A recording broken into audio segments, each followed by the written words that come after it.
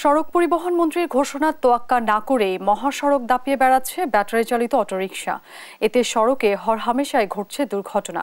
এ বিষয়ে আরো জানাতে যুক্ত হচ্ছেন সহকর্মী ইলিয়াস আহমেদ। ইলিয়াস, এত উদ্যোগের পরেও মহাসড়কে ব্যাটারি চালিত অটোরিকশা কেন বন্ধ হচ্ছে না? এ বিষয়ে বিস্তারিত কি জানতে পেরেছেন জানাবেন।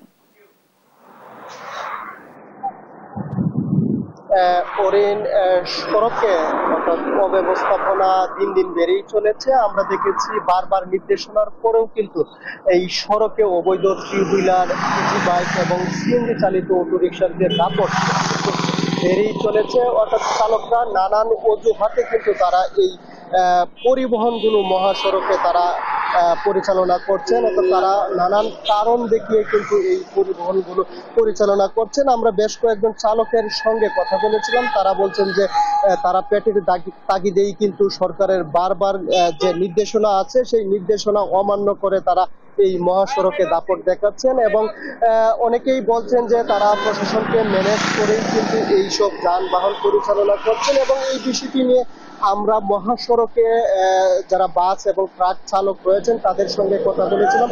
তারা বলছেন যে এই অবৈধ বাহনের কারণে অর্থাৎ মহাসড়কে যে গতি সেই গতি কিন্তু সেই গতিতে কিন্তু তারা বাস এবং ট্রাক চালাতে পারছেন না এবং হুটহাট করেই কিন্তু এই সিএনজি চালিত অটো রিক্সা, থ্রি হুইলার এবং মাহিন্দ্র সেইগুলো কিন্তু সামনে চলে আসছে, যার কারণে প্রায় সময়ই কিন্তু দুর্ঘটনা ঘটছে এবং এতে প্রাণহানির ঘটনাও কিন্তু প্রতিনিয়ত বেড়ে চলেছে। এই বিষয়টি নিয়ে পরিবহন সংশ্লিষ্ট যারা রয়েছেন তাদের সঙ্গে কথা বলেছিলাম। তারা বলছেন যে প্রশাসনকে বারবার বিষয়টি তারা নজরে আনলেও কিন্তু এই বিষয়ে আসলে তেমন কোনো কাজ হচ্ছে না এবং এই বিষয়ে যদি নজরদারি আসলে বাড়ানো না হয় তাহলে এই যে সরকারের উচ্চ পর্যায় থেকে যে বারবার নির্দেশনা আসে অর্থাৎ এই নির্দেশনার কোনো কাজে আসবে না। সেই বিষয়টি পরিবহন সংশ্লিষ্ট যারা রয়েছেন তারা কিন্তু বলছিলেন।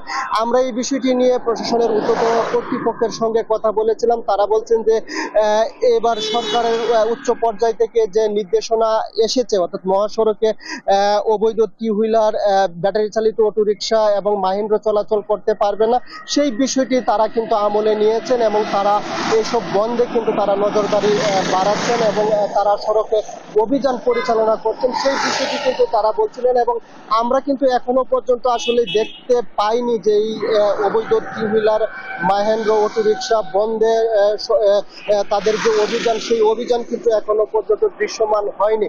অর্থাৎ অন্যান্য পরিবহনের চালক যারা আছেন তারা বলছেন যে এইসব বাহন যদি মহাসড়কে বন্ধ না করা হয় তাহলে এই যে মৃত্যুর মিছিল সেটি কিন্তু কোনোভাবেই কমবে না এবং তারা দাবি জানিয়েছেন অচিরেই যেন এইসব বন্ধ করা হয়।